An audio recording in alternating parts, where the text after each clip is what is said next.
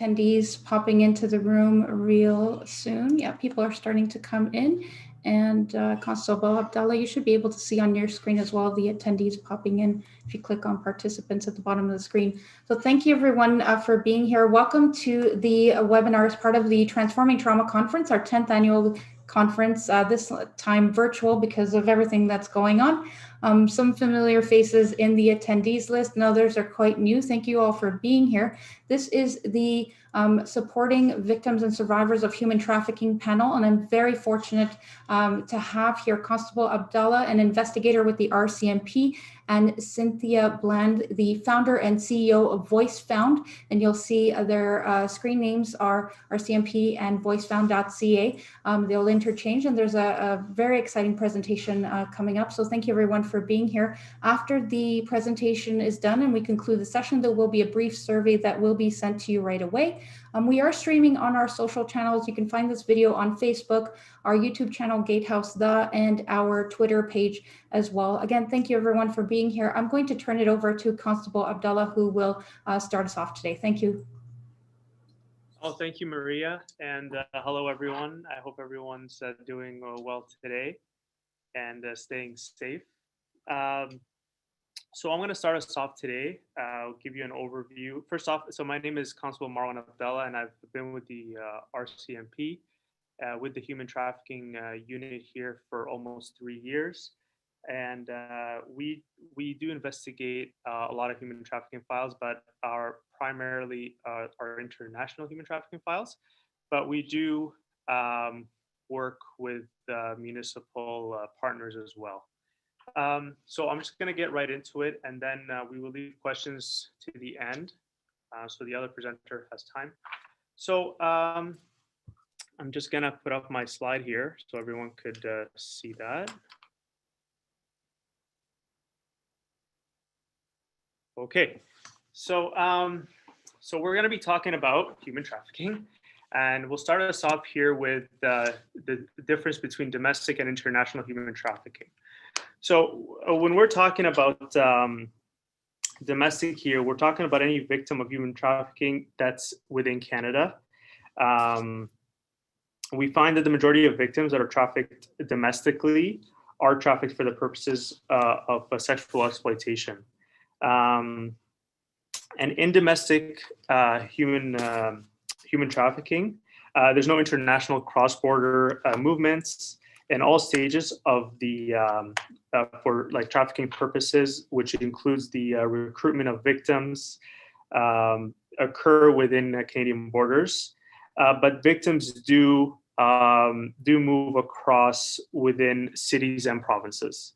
When we speak about international, that it refers to any victims that are being trafficked across international borders, and it is prevalent in many countries, and multiple countries can be implicated in a single case. So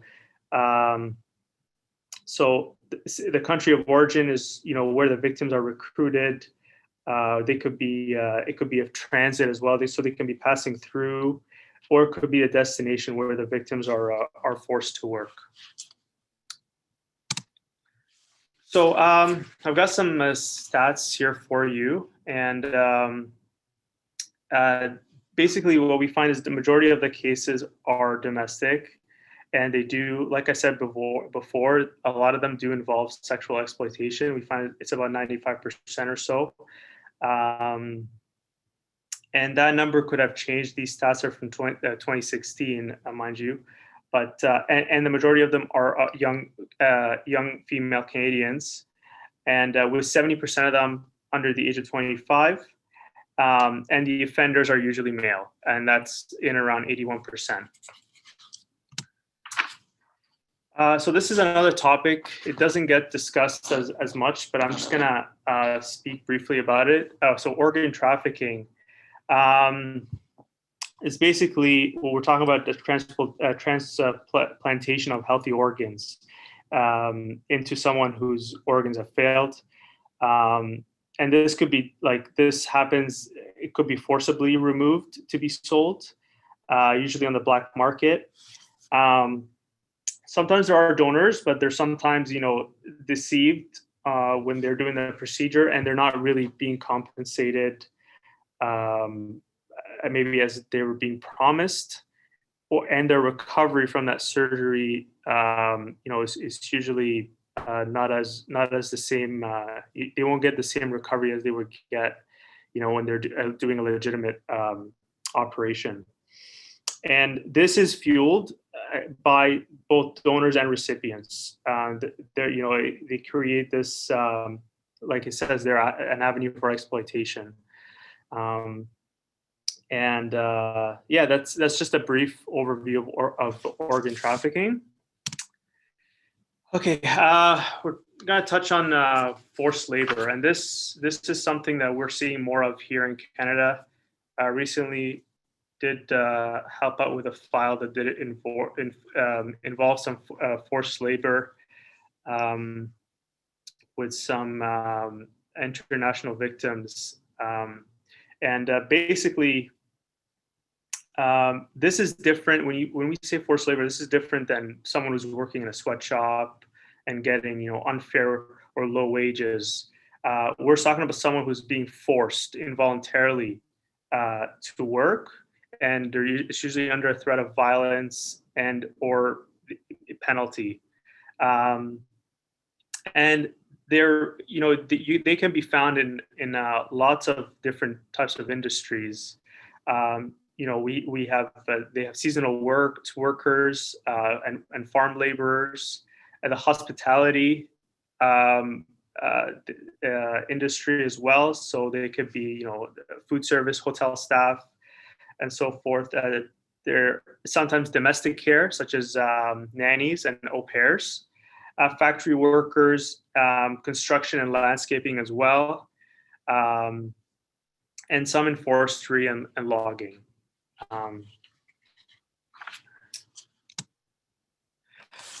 So we're gonna touch on a little bit of a technical side here, I'll try to be brief and explain to you as much as I can, as briefly as I can. It could get complicated sometimes because we're talking about the Criminal Code and the Immigration and Refugee Act. So with the legislation that was enacted in 2005, the Criminal Code gives us tools to hold traffickers accountable. And specifically, there's four indictable offenses that address human trafficking. So namely, they're section 279.01, which is trafficking in persons. We also have the second section, which is 279.011, which is trafficking of a person under the age of 18. We also have 279.02, which is material benefit. So when they're benefiting somehow from their victims, from trafficking them, and 279.03, and that's withholding or destroying documents. And I'll explain that in a bit in a later slide, how they could withhold certain documents of their victim to kind of keep them, so they don't let them basically flee or go off somewhere. So now, besides these four specific offenses, there are many other offenses in the Criminal Code that we do sometimes apply in human trafficking cases, and these could range from like kidnapping, forcible confinement, assault, sexual assault, and criminal organization offenses as well. So not only does the Criminal Code gives us these tools as police officers to lay charges on the offenders, but the Criminal Code also contains measures designed to make testifying less traumatic for victims, and that goes for vulnerable witnesses as well. They would have, and I give you examples, testimonial aids. So like we have screens that prevent the witnesses from seeing the accused. Sometimes they use CCTV, so that permits the witness to testify somewhere other than the courtroom, and maybe in a presence of a support person that could be made available in some circumstances. They also have measures to do publication bans on information that would otherwise identify the complainant or the witness. So these are just some other basically measures in the criminal code. There's also been a trend towards using therapy dogs in some court testimony. We've seen that again. It's the availability is sporadic, but it is there. And lastly, I'm just going to talk about the Immigration and Refugee Protection Act, and specifically Section 118. And that section, it basically prohibits the bringing of anyone into Canada by means of abduction, fraud, deception, or use of force or coercion. And that charge actually has a maximum penalty of a fine of up to $1 million or life imprisonment.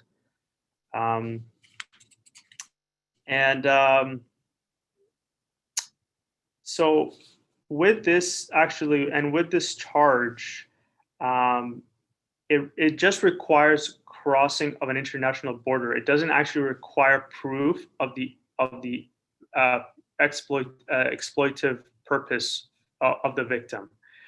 So, which is very useful. So basically, it just requires that international border aspect.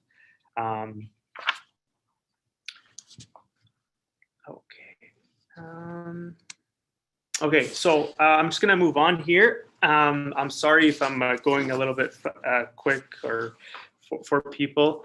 I just want to get to the next presenter so that they have enough time. So I'm just going to touch on some general indicators. These general indicators that are listed there, they're actually sometimes are barriers to an investigation, and sometimes they prevent victims from coming forward. And I'll explain. So like sometimes an individual, they would be constantly watched or escorted. The victims would be moved from strange locations that they don't know of, and they will do that frequently. Their IDs, any legal IDs in their possession would be taken from them, so they would have nothing on them. Their online presence is monitored, their phone calls are recorded, and a lot of times they're under impairment of alcohol and drugs. So these things altogether, it makes it a little difficult for us as law enforcement. And these people know what they're doing. Like, they do this for a purpose. They know it's going to be harder for the victims to come and approach us when they take all this stuff away from them. We also see that they sometimes use threats. They would, threaten them of sharing photos or videos of the act of, if they've been sexually exploited. They would threaten them to use those videos or photos to share with their family and friends, and that often prevents these victims from reaching out to their families. I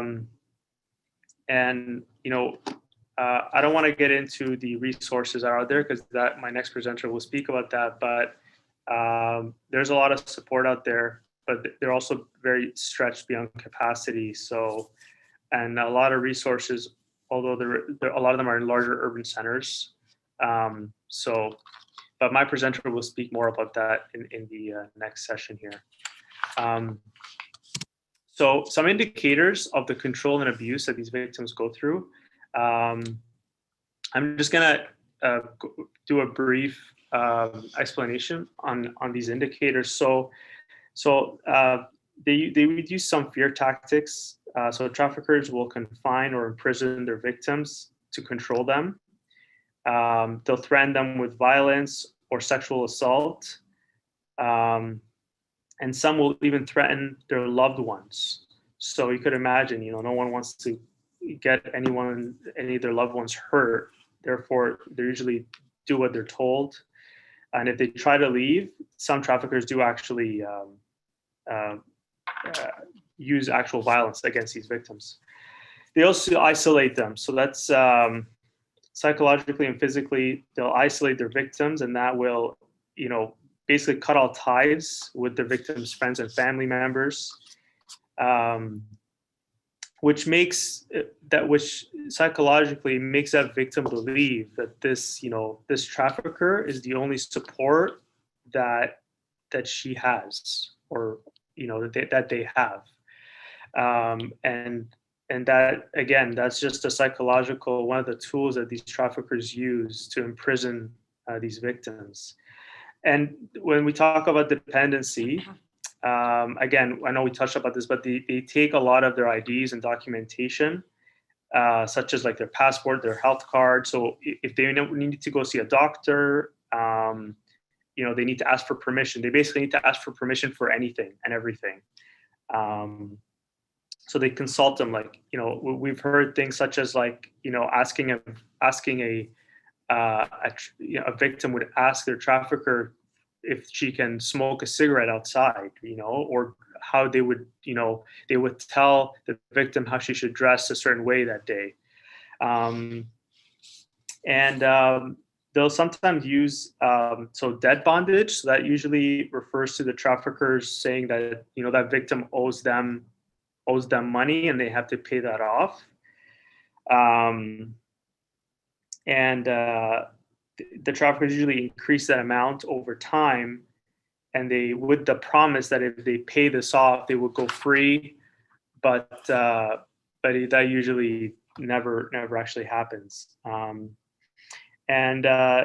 Two final points here. So shame and guilt. They usually the victims are sexually, if they've been sexually assaulted by the trafficker, or if they're pregnant or addicted to a substance, they may feel ashamed or guilty to tell authorities and or friends and family. So that's, again, just another tactic to keep these victims, right, from speaking out or asking for help. And we sometimes hear about males being exploited as well, not only females, and often that's often the shame in itself is due to the fact that it isn't commonly recognized that they can also be trafficked, and that again, that makes it very difficult for these victims to go and ask or seek help or speak with us. Finally, religious beliefs. So some traffickers, they do sometimes are able to use religious beliefs to control their victims. And this is just an example I'm going to speak to. Some Central African countries, many people believe that if someone has like a sample of their hair or nail clippings or a piece of skin, usually that person is also in control of their body. So again, all of these together, they use all these tactics together, which makes it, again, very difficult for that victim to come forward and speak and ask for help. So, so these are touching on the victims of forced labor here. So a lot of these victims that come and are forced to work, they, like I said, they're intimidated, they're threatened with violence, and they often get little to no pay at all. And they're exploited to create profit for these traffickers. And I worked a file recently where the victims were brought here and they didn't know where they are. They're in a foreign country. None of them spoke the language. So you can imagine, putting yourself in a country you've never been to, you don't speak the language. How are you going to even ask anyone for help? Where do you go, right? And usually, a lot of times, their travel documentation is confiscated by these traffickers as well. So this slide here is this is part of a project called Safekeeping, and it just shows the how basically the level of what traffickers do to like all the movements of their victims. They move a lot actually, and they use this tactic so the victim, you know, doesn't get used to a place, and it's a very effective tactic that we see. And so with this project, you know, oftentimes with police work, we tend to be you know, I would say selfish, but we like to hold on to our investigation. But with human trafficking, we find that we cannot do that. We have to collaborate with other agencies, and because again, these victims, they move a lot, so we have to be able to conduct our investigations across multiple jurisdictions, right? So we always ask for help. We always work together, and to combat human trafficking.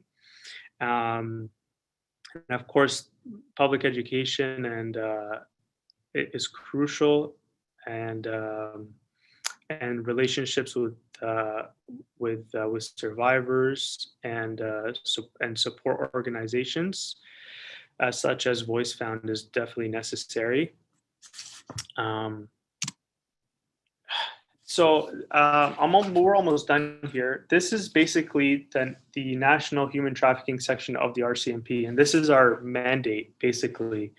And the mandate is that we seek to advance and modernize the human trafficking policy,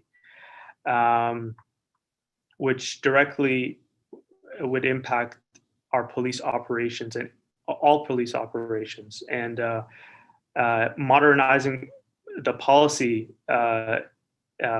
basically, and keeping us current with the new legislation, court decisions, and technology changes, and operational necessities.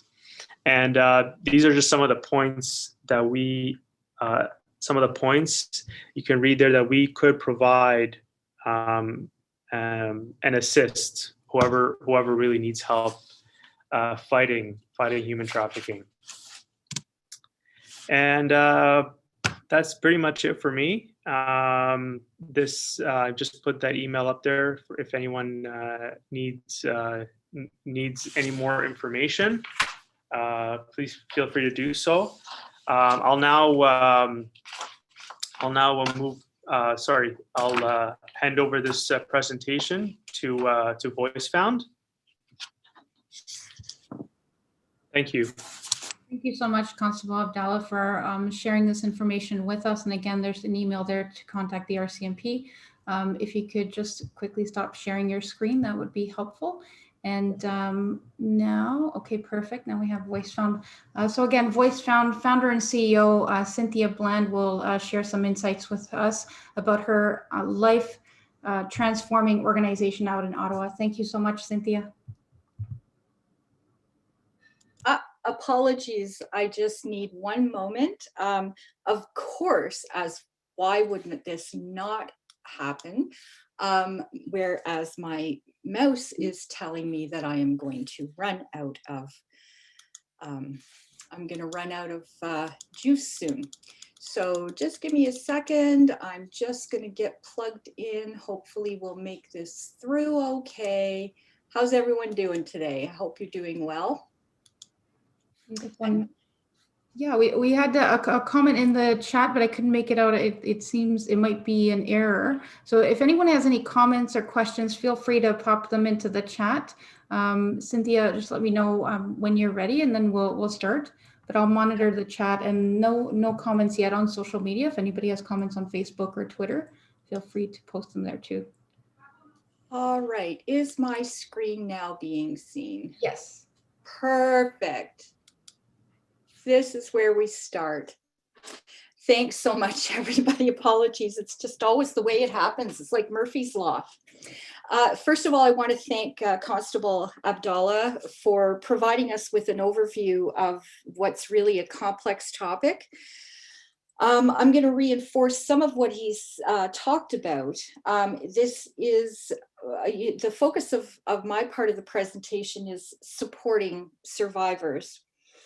And it's really a big topic. We're going to feel like we're drinking water through a fire hose. And when developing this presentation, I really wanted to make sure that there was a high level understanding of the mindset of human trafficking victims before launching into support. So Constable Abdallah has set the stage nicely in understanding the issue. I want to talk a little bit about mindset, and then we will launch into support. The presentation is based on the work that we do at Voice Found, and I am really privileged to work with exceptional survivor leaders who teach us all every single day. I'm going to be using the words victim and survivor interchangeably. And for those of you on the call who are service providers, some of this may not be new learning and some might. I do hope at least that you take away from this session validation for the great work that you do, and possibly a new idea or two. So let's start with understanding the mindset. And in order to provide the best services, we need to understand the complexity.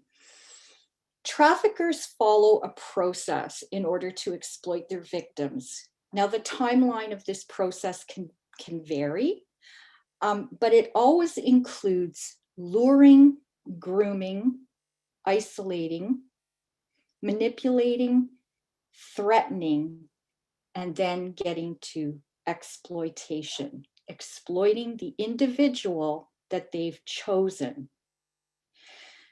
Traffickers are master manipulators, and they will identify and prey on vulnerabilities. And I think we can all agree, everybody has a vulnerability. We all have vulnerabilities. And this is what they will use to manipulate and control their victim. One of the common examples that we see is that of a Romeo pimp.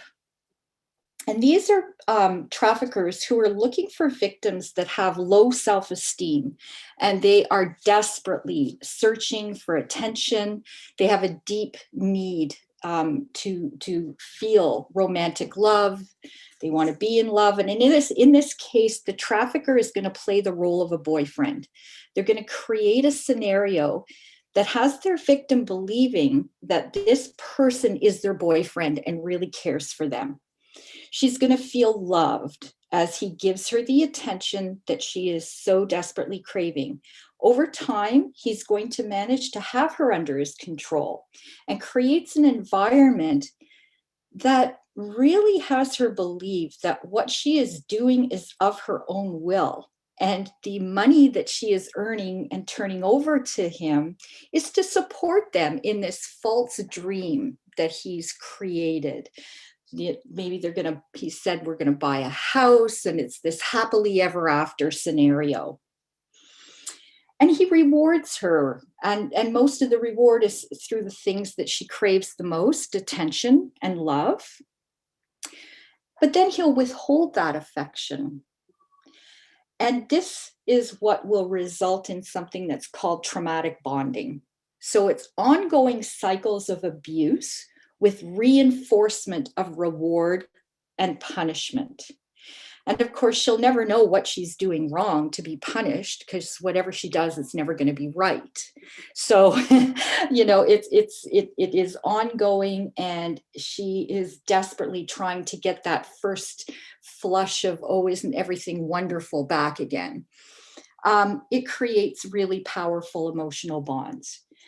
I want to also remind people that women are also traffickers, and a similar tactic is used with women pretending to be a best friend.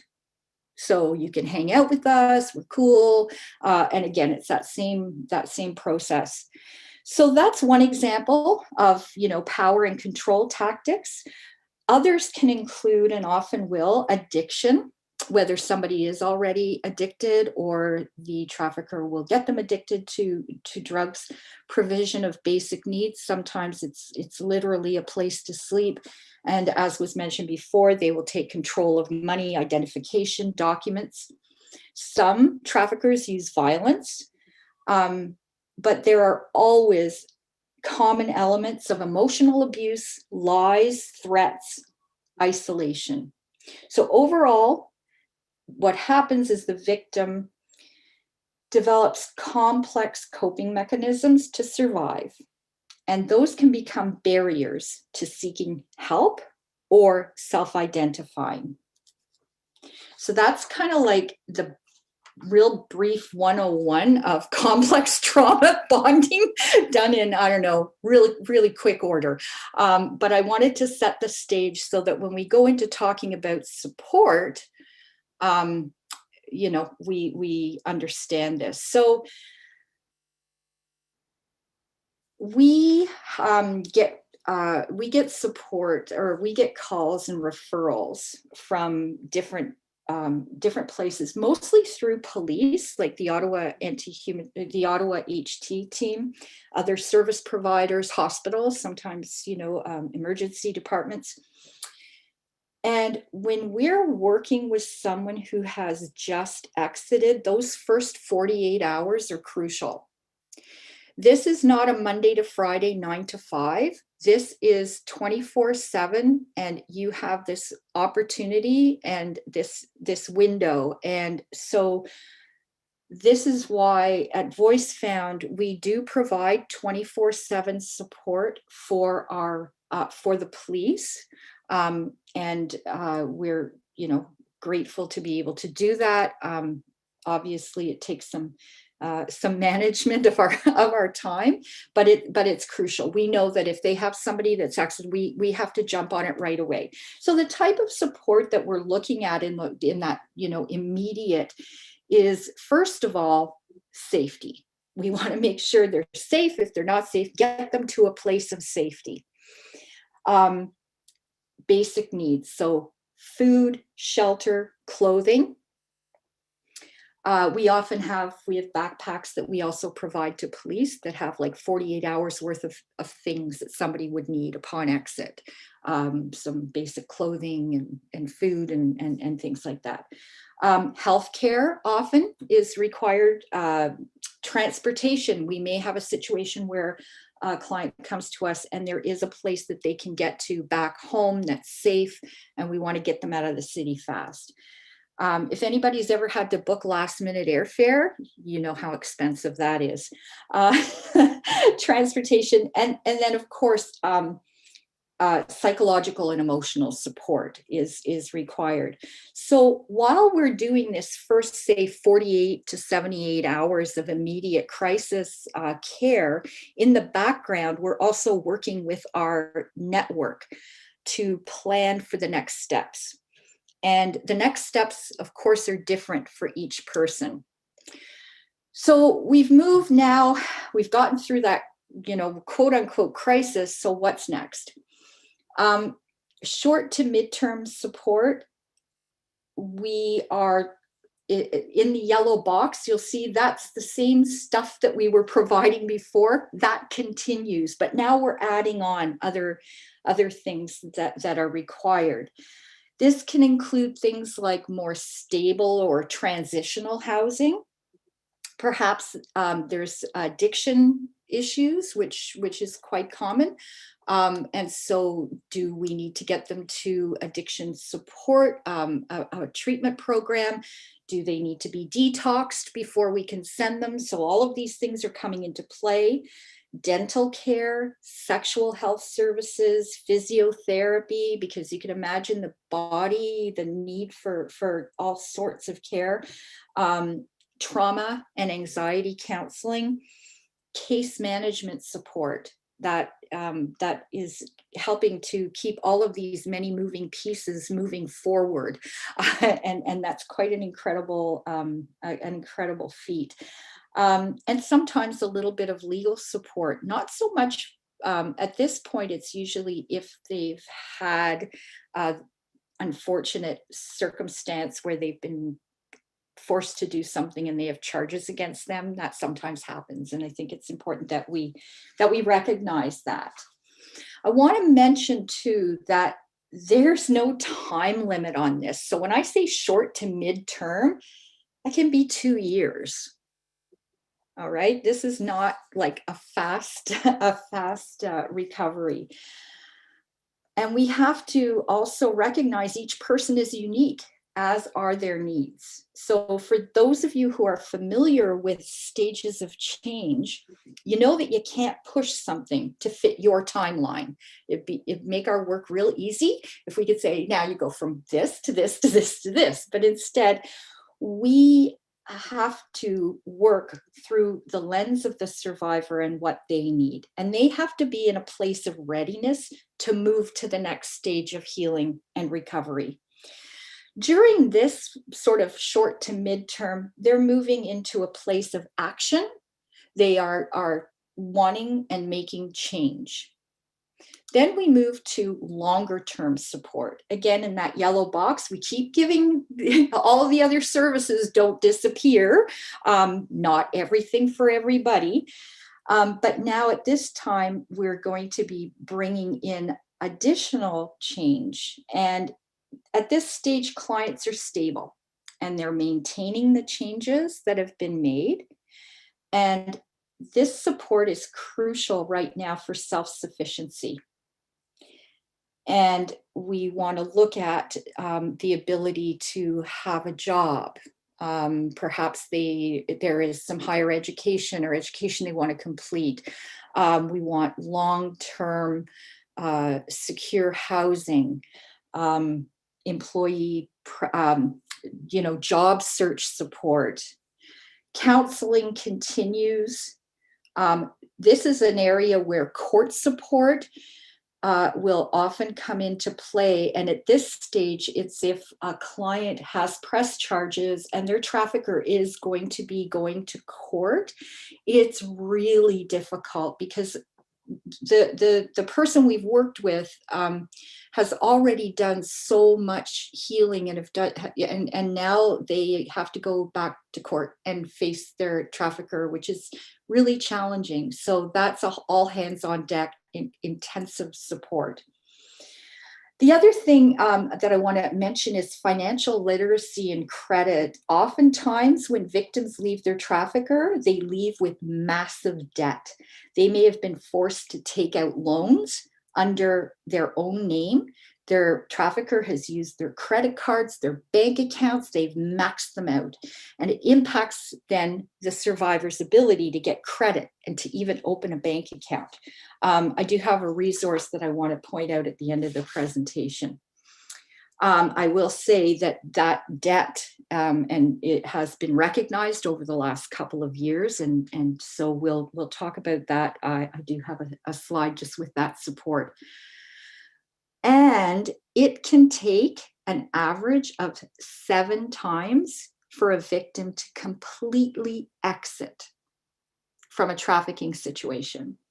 And that's why the work that we do at Voice Found, we don't ever close a case. So we've had clients that have come in and gone out and come in and gone out at various stages, and we are there for them. I'm showing this because I wanted to talk a little bit about the complexity. And I recognized that there was conversation with the RCMP about the need to work together. And yeah, absolutely. This is a huge issue. There's not one agency that can provide all of the support. And there's different areas of expertise required. So this diagram that I put together really highlights some of the specialized support, not all of it, but some of the specialized supports. And you'll notice there's a wavy line between them, sort of illustrating the movement between support. A client can need some or all at any stage of their recovery. And yeah, any stage of their recovery, and there's an in and an out and an ebb and a flow. Some need all of this, some need some of this, some at different times. I've also included on this on the side, you'll see the diagram with the hands and peer support, victim centered. So this is kind of like how we operate at Voice Found, victim centered. Everything is wrapped in peer support. And I've extended a dotted line across the other services, because one of the key factors in success that we've seen is having the consistency throughout time and throughout services. And for us, we're fortunate. Peer support's proven to be invaluable, but if you are not fortunate enough to have lived experience support on staff, then this could be a case manager who is doing this. But it's really important, it's crucial that they have the proper and appropriate training to do this work. So we've talked a little bit about support. Now I want to talk about the why and the way that support is delivered and provided. Really, what matters most is where a survivor is coming from. How do they feel? We have heard and see time and again, survivors of human trafficking are extremely resilient. They do not want to be labeled, and they don't want to be seen purely by what happened to them. It's important that we recognize this. They want to be seen. They don't want to feel broken. And I also included some of the terminology scares me, because I think sometimes we use terminology, whether it's medical or, mental health terminology, that can just sound scary. Continuing on this line of understanding the perception is our use of images and language. These types of images and the language can be really damaging. As we heard at the beginning of the presentation, the control and the power that a trafficker has is not exercised through handcuffs and chains. It's through that more powerful trauma bond. It is that emotional connection. We really do a disservice to survivors by portraying them in this manner, and it makes them feel hopeless and needy and broken and dependent. We've had a lot of occasions too where clients have told us that they didn't see themselves in these images. So they don't have handcuffs, they don't have ropes, they're not tied up to a bed, and they're certainly not shrink wrapped in meat packaging. And they don't see themselves. And so they even wonder if they were being trafficked, because that's not their reality.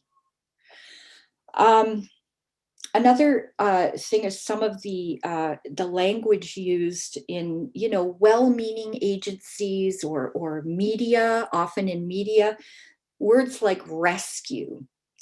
I will tell you that most do not want to be rescued. You do not rescue them. This is something that a survivor, a victim does themselves. They do the work. Our role as service providers is to be there to support them and to walk alongside them. Trauma-informed. This is another one of those really big topics that we're not going to spend a lot of time on. I just want to take a quick peek at the time. So, yep, doing good, going to get finished on time. That's always fun, right? These are big, heavy topics, and I'll tell you, we could spend a day, 2 days, a week on this.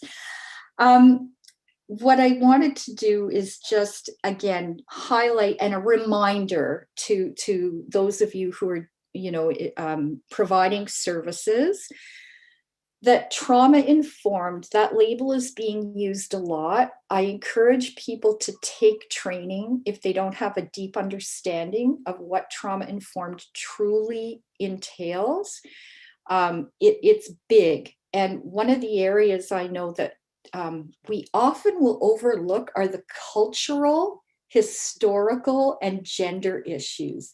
That seems to be an area that I've recognized anyway in agencies, and I'll say our own at times. We have to provide support that is appropriate to our clients, and we have to recognize implication of generational trauma, and truly understand what trauma-informed care is. So now I want to just spend the remaining few minutes talking about strength-based practice and excuse me, strength-based support. What that is truly strength-based practice emphasizes self-determination and strengths. It's a philosophy where we view clients as resourceful and resilient in the face of adversity. We focus on the strength and ability of our clients to adapt and survive under extreme conditions. And let me tell you, you will not meet a more resilient group of people than those who have been trafficked.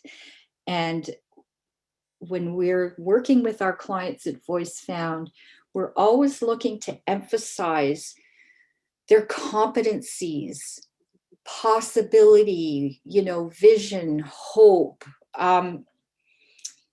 And some of the ways that we do this, strength-based support is by providing an encouraging choice. That's a big thing because that's been taken, right? So we want to give that back.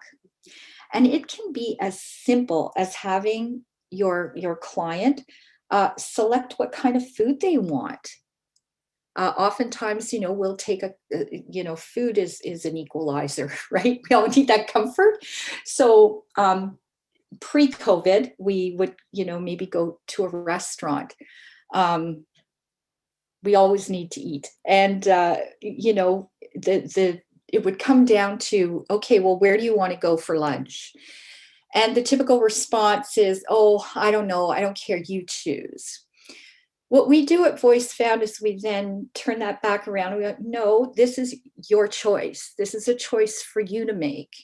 And that can be overwhelming. That can be overwhelming because they haven't been able to have a choice. And if it's too much, if it's too broad a choice, we'll then narrow it down and go, okay, well, there's pizza, there's sushi, or there's Thai food. Which of those three would you like to choose? So it's a small but very meaningful step. We also need to allow for mistakes because nobody's perfect. And, we need to support clients when they make mistakes. An example of this can be what we do at Voice Found is we will provide clients with perhaps a shopping cart to go and buy some clothes. If they are going, they need some clothes for, perhaps a job interview or whatever, they need to get clothes. Well, sometimes the clothes that they purchase may not be appropriate. It may not be appropriate for winter, maybe, more summer. It's okay, right? Like, we're not going to scold and say, well, why did you buy X, Y, Z? That's what appealed to them, and that's okay. And then, they'll learn, and together we'll learn what is appropriate for the time or the situation. So those are just small examples, but they really mean a lot. Providing that choice, helping them to feel that they are in control. We always want to recognize any talents and encourage clients to pursue and explore, whether that's, some writing. If you identify somebody really enjoys writing, find ways to help them tap into that.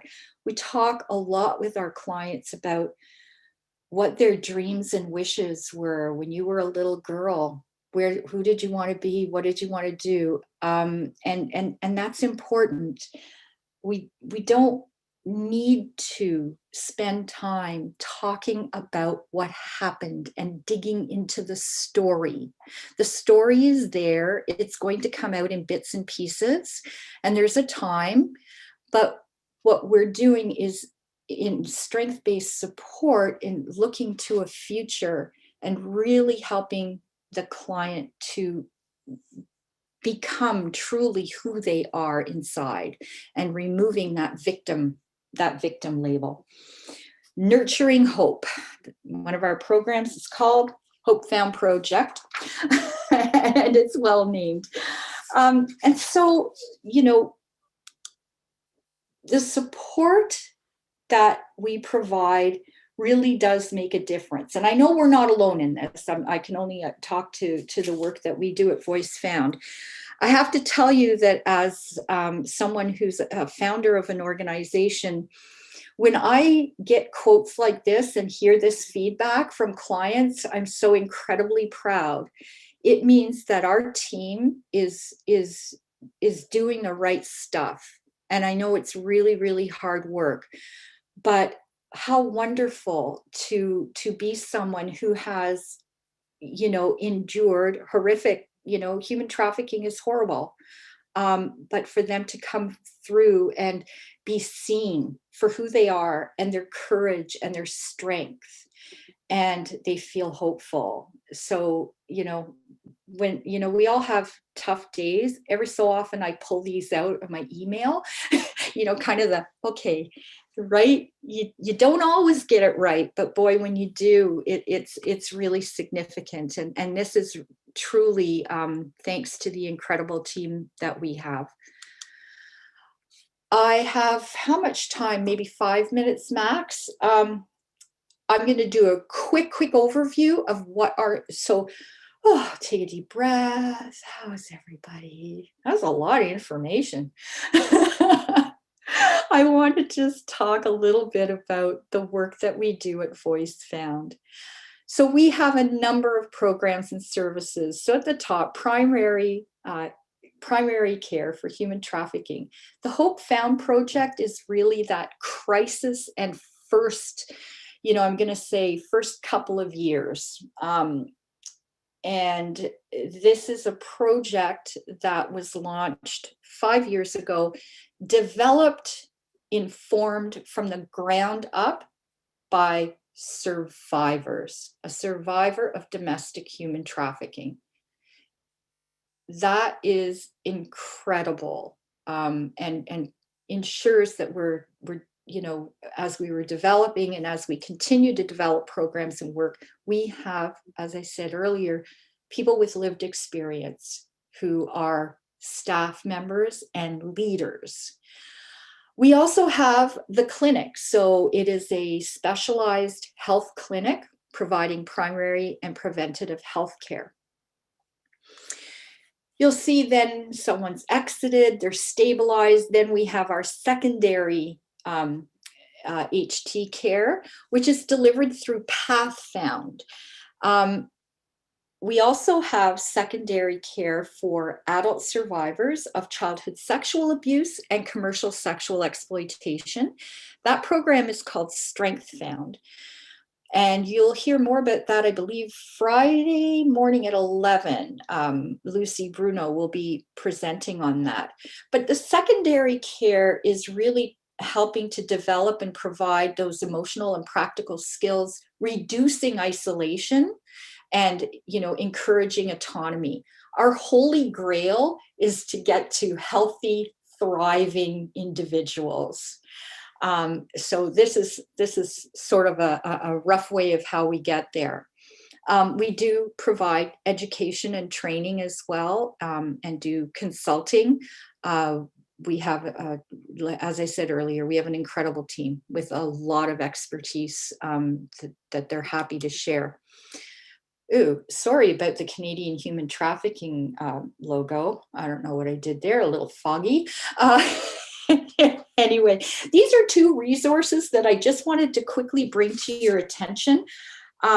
and that is the Canadian Human Trafficking Hotline, which is fabulous. Go there if you know someone or if you are someone that needs help. There's their number, there's their website. They will connect you with the appropriate supports across the country.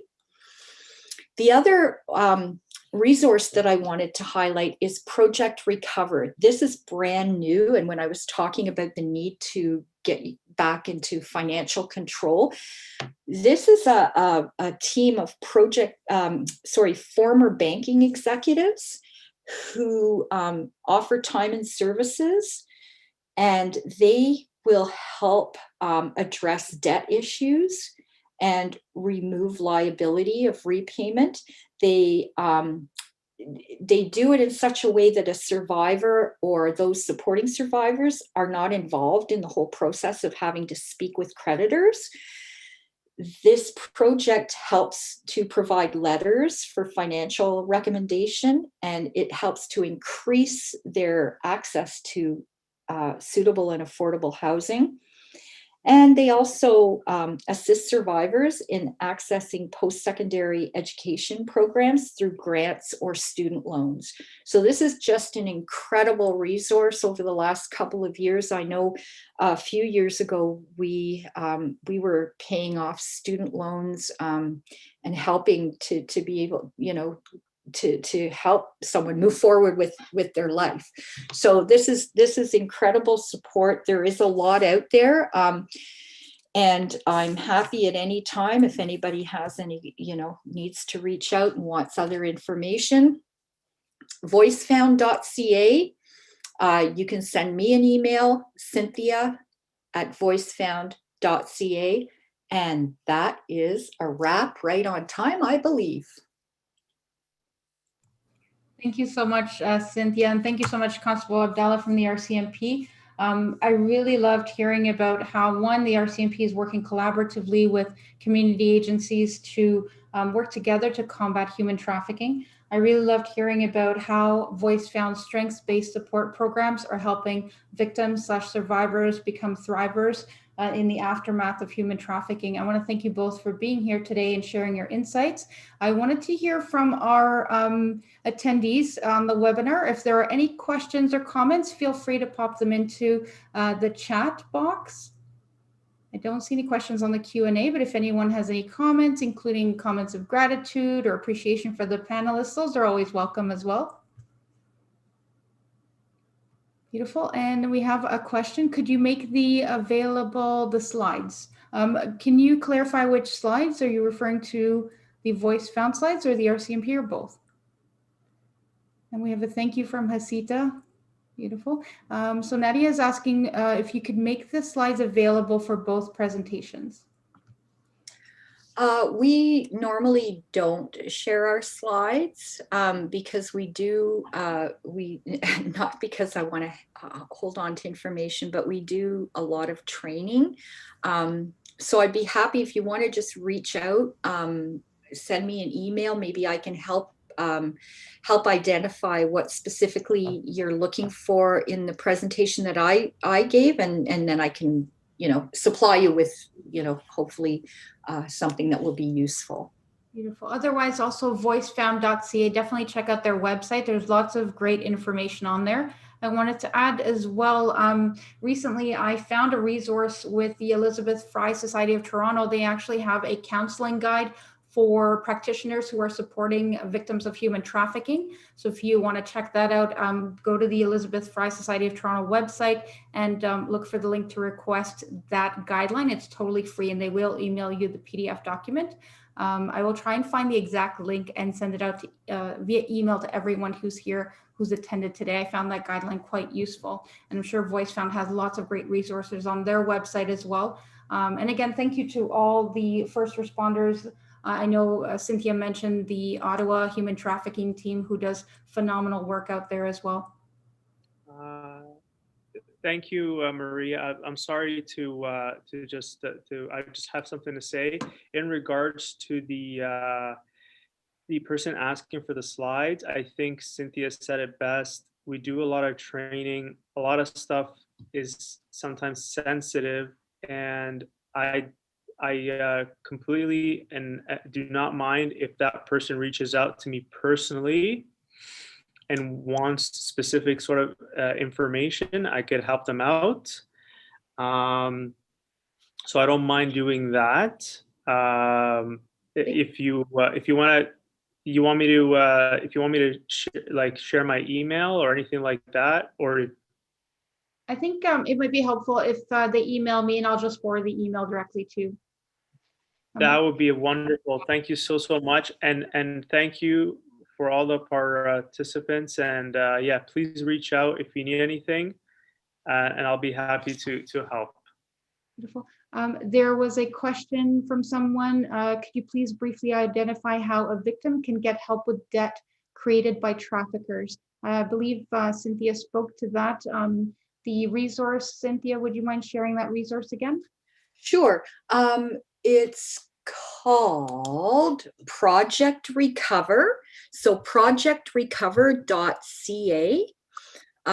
They're based in Toronto. I would have a look at their website, and you'll see that they do offer some tremendous and much needed supports. Beautiful. I posted the link in the chat as well. Everyone is coming in with thank yous to both of you for your time and your dedication in being here today. This webinar is also recorded and available at the Gatehouse Facebook pages. So if you type in the Gatehouse on Facebook, you should be able to find us there. On YouTube, our username is Gatehouse the. If you want to review the video, it's there for everyone. Beautiful. And my email is just maria@thegatehouse.org in case anybody wants to email me to reach Constable Abdallah. I'm more than happy to forward your message on. Thank you both so much. And thank you everyone that attended today. Thank you everyone who's watching out there on social media. Please share this video. You just never know who's on your list that might need to watch it. Thank you, Maria. Thank you both. Maria.